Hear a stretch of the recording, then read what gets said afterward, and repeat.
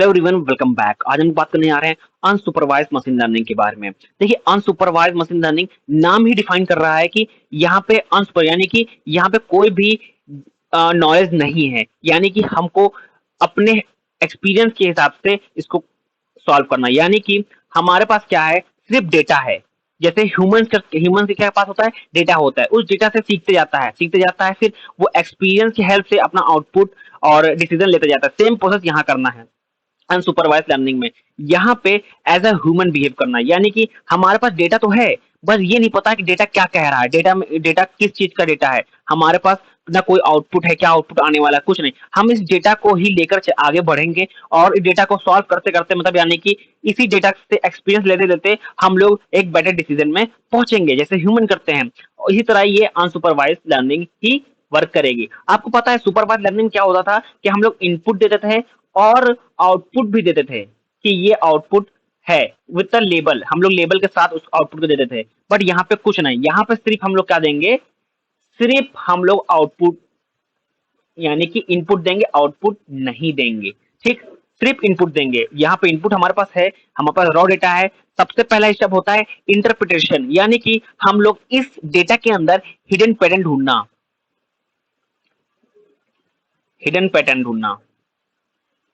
ठीक, हम लोग हिडन पैटर्न ढूंढेंगे इस डेटा के अंदर। उसके बाद क्या होता है, हम लोग इसमें एल्गोरिथम लगाएंगे। एल्गोरिथम कौन कौन सी एल्गोरिथम इसमें लगती हैं, देखिए बहुत सारी एल्गोरिथम, जैसे कि एसोसिएशन एसोसिएशन एल्गोरिथम लगेगी, के एन लगेगा और क्लस्टर लग जाएगा। ठीक, इसमें बहुत सारे एल्गोरिथम इसमें हम लोग लगाएंगे। ठीक, इसमें एक चीज हो गया डिस्कशन ट्री, ये एल्गोरिथम इसमें लगेंगे। इन्हीं एल्गोरिथम की हेल्प से हम लोग डेटा को हम लोग और भी ट्रेन करेंगे। ठीक, डेटा में और भी ट्रेन करेंगे इसी एल्गोरिथम की हेल्प से। एल्गोरिथम कोई भी लगा सकते हैं, जैसे कि डिस्कशन ट्री, एसोसिएशन, क्लस्टर, के एन एन। ये हम एल्गोरिथम के एक करके हम लोग आने वाली वीडियो में पढ़ेंगे, डीप डीप में पढ़ेंगे इसके बारे में। अभी सिर्फ आप देख लीजिए, बेसिक जान लीजिए कि यहाँ पे एल्गोरिथम लगेगी। सबसे पहला स्टेप क्या होगा, हिडन पैटर्न को ढूंढना। देन हम लोग यहाँ पे एल्गोरिथम का इस्तेमाल करेंगे। एल्गोरिथम का इस्तेमाल करने के बाद हम लोग प्रोसेसिंग करेंगे। यहाँ प्रोसेसिंग में क्या होगा, देखिए प्रोसेसिंग जब हम लोग एल्गोरिथम डिसाइड कर लेंगे कौन सी सुटेबल एल्गोरिथम है, इन चारों में हम लोग ये डिसाइड करेंगे कौन सी सुटेबल एल्गोरिथम है जो हमको आउटपुट देगी। आपको मैंने बताया जैसे ह्यूमन बिहेव करते हैं, डेटा हमारे पास होता है तो वो आइडिया लगाते हैं कि कौन सा आइडिया हम लोग लगाना है कि हम इसमें कामयाब हो पाए, कौन सी स्ट्रेटजी हम लगाएं कि इसमें हम इस चीज में कामयाब हो पाए। तो इसी तरह यहाँ पे एल्गोरिथम डिसाइड वही करते हैं जो सुटेबल हो इसके लिए, कि कौन सी एल्गोरिथम ऐसी है कि जो हम लगाएं उसमें हम लोग का एकदम एक्यूरेट रिजल्ट आ जाए। तो इन चारों में से कोई भी एल्गोरिथम हम लोग यहाँ पे ढूंढेंगे। ढूंढने के बाद वो एक एल्गोरिथम का यहाँ पे इस्तेमाल करेंगे। इस्तेमाल करने के बाद जो थर्ड स्टेप होता है प्रोसेसिंग, यहाँ पे थर्ड स्टेप जो होगा वो प्रोसेसिंग का होगा। ठीक, यहाँ पे हम लोग क्या करेंगे, प्रोसेस करेंगे।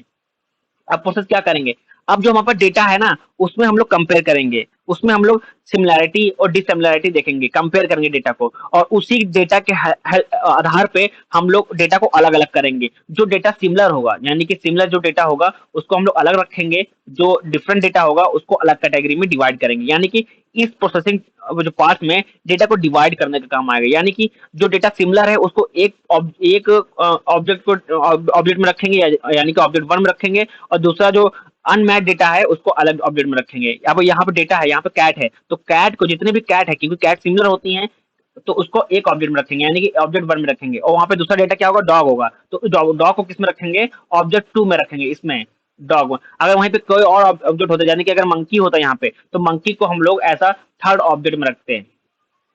ठीक, ये काम कौन करता है, प्रोसेसिंग करता है। यानी कि प्रोसेसिंग वो क्या करता है, सिर्फ डिवाइड करता है, सिमिलर डेटा को अलग रखता है और उसके बाद डिसिमिलर डेटा को अलग रखता है। यानी कि जो डेटा सिमिलर है उसको एक ऑब्जेक्ट में रखेगा, और जो डेटा उससे अलग है तो उसको दूसरे ऑब्जेक्ट में रखेगा।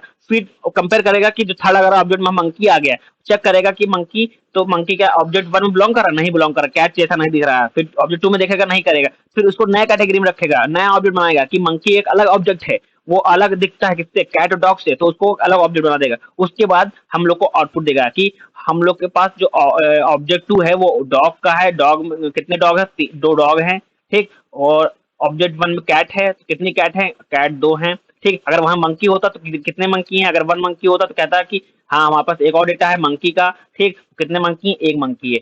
इसी तरह काम करता है unsupervised learning. Unsupervised machine learning इसी स्टेप में काम करती है। यानी कि हम लोग डेटा को लेकर आगे बढ़ते रहते हैं, सीखते रहते हैं, एल्गोरिथम लगाते रहते हैं, उसी से हम लोग बेटर डिसीजन लेते हैं।